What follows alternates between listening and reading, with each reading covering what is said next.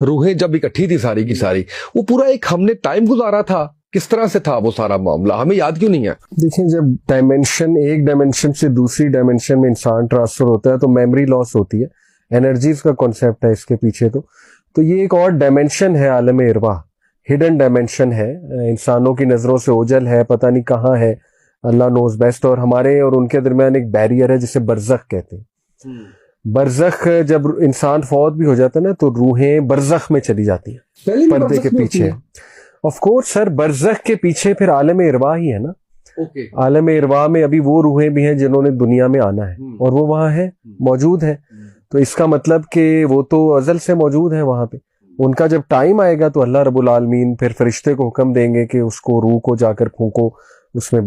بچے کے خون کا جو لوتھڑا ہے جسم ہے اس میں جا کر، تو اس کا مطلب روحیں تو وہاں موجود ہیں۔ ٹھیک ہے، اور یہ بھی بات درست ہے جیسے اللہ کے نبی نے فرمایا کہ روحوں نے وہیں پہ آپس میں دوستی بھی کر لی تھی، پہچان لیا تھا ایک دوسرے کو، اور اسی کی نسبت سے اکثر جب آپ کسی سے ملتے ہیں دنیا میں اپنائیت فیل کرتے ہیں، دوستی جلدی ہو جاتی ہے۔ تو اللہ کے نبی نے یہ بات بتائی کہ یہ وہ روحیں ہیں جن کی وہاں بھی دوستی ہو گئی، یعنی جو وہاں بھی اکٹھی تھیں اب دنیا میں بھی اکٹھی ہے اسی نسبت سے۔ تو یس، وہاں پہ ہم رہے، وہاں پہ ملاقاتیں بھی ہوئیں، دوستی بھی ہوئی، لیکن یہ اس امتحان کا تقاضا ہے کہ میموری ریموو کر کے بھیجا جائے، ادروائز تو it will be very clear نا۔